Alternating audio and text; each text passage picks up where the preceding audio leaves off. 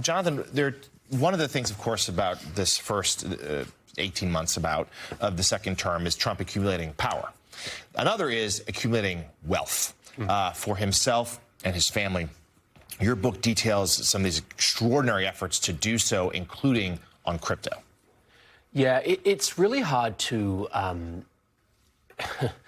We found this section quite difficult to write because we've never seen anything like this level of conflicts of interest and self-dealing in American history in terms of the scale of it. There is no... When you look for comparisons, you can find plenty of examples of conflicts of interest, in the past, previous administrations. But just, the sums of money we're talking about are of a different order. And crypto is obviously significant, but Maggie really got into the library fundraising, which I think is an area that's not really been focused on that much, but is another area that we found, a lot.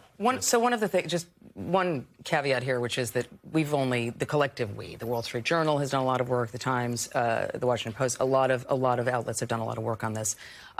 All of us have only scratched the surface, I think, of what is happening, because there's so much we can't see. But in terms of what we can see, it's both the scale. So in terms of the crypto piece, the Trump sons, Steve Witkoff's sons, the president and Steve Witkoff started this crypto company in the middle of the campaign. And Steve Witkoff is said to have stepped back from it now.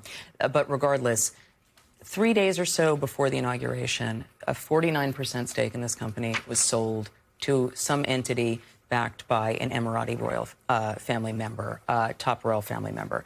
That was not revealed publicly. It was done in secret. The Wall Street Journal uncovered it, and huge hats off to them for doing so. So it speaks to both the scale and the fact that it involves foreign countries. And there's just sort of no batting an eye. There is no congressional oversight over it.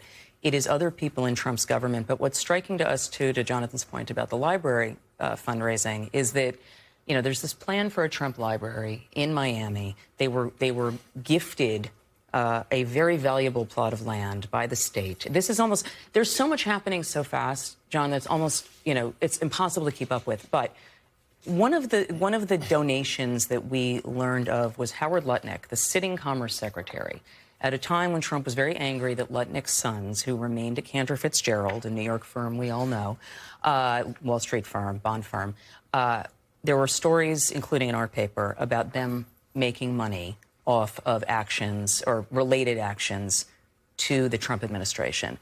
Trump has not gotten upset, as far as we know, about Steve Witkoff's family's enterprises, but he was upset about this, and he was made aware of it, and he was constantly giving Lutnick a hard time.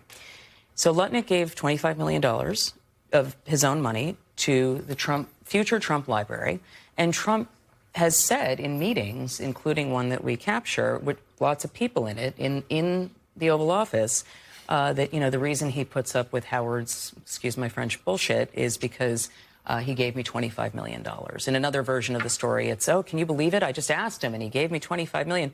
I can't remember something like this, where you have and this is also, it is one of if the wealthiest cabinet that we've ever seen. So there are so many overlapping pieces of this. Separately, we found that on the fundraising part for the library, Eric Trump is leading that effort. And they are all collectively, the world fundraising for this, reaching out to, among others, sovereign wealth funds to fundraise for the library. This in the Gulf. In the Gulf. Yes, sorry, in the Gulf. This may have been a little more striking had it not been for the Qatari jet that was donated, but nonetheless, there's so much happening, and there's just radio silence from Congress. It's striking. We had talked before, Maggie, when you were here early in the week. We talked about how everything he does is just not even from his gut, just off the top of his head. He'll just throw out a number for tariffs, throw out a number for this, throw out a number for that. You bringing up the story about him, asking Witkoff for money. And that gave me $25 million. Reminded me of time and time again in your book, we see these moments where Donald Trump will demand a certain amount of payment from somebody. Paul Weiss comes in, Brad Karp comes in from Paul Weiss. They have nice chit-chat, nice talk. And by the way, you also see in this book that Donald Trump really doesn't like confrontation. So he'll call somebody the worst names, get them in, they'll have an hour talk, think they're doing well. And then before they leave, he asks them, I guess, for maybe they decide on $25 million, and then he's getting up and walking out, and Trump goes, so you're going to give me $45 million, I think was the number, just off the top of his head.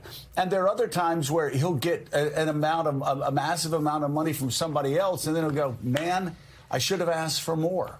Again, there's no rhyme, there's no reason. It's just kind of shooting from the hip constantly.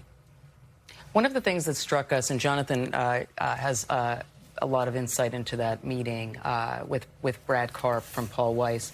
But one of the things that struck us about those, that was in the context of those law firm EOs that the administration was doing, which have not fared well in court, but that's months later, and it takes a while until courts catch up to what's happening.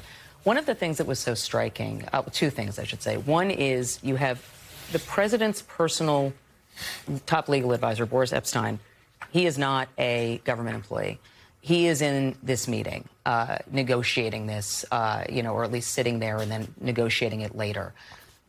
Each new settlement with a law firm, and the law firm's perceived crimes were anything from, not representing people who had sued Rudy Giuliani, hiring people who had worked on the special counsel investigations. It goes on and on and on like this. One of the targets was the law firm that had employed Todd Blanche, who is now the acting attorney general, because at the time Todd Blanche wanted to represent Trump, and the firm wouldn't let him, according to our reporting. That was the main impetus there for that one. But they tried setting a new bar each time. So to your point, Joe, sometimes it's off the top of the head, but then that becomes the baseline. And they try very hard to get a bigger number. And you're seeing this across industries, media. We talked about the Smithsonian earlier, law firms. It goes on, tech firms. It goes on and on. Universities. Universities.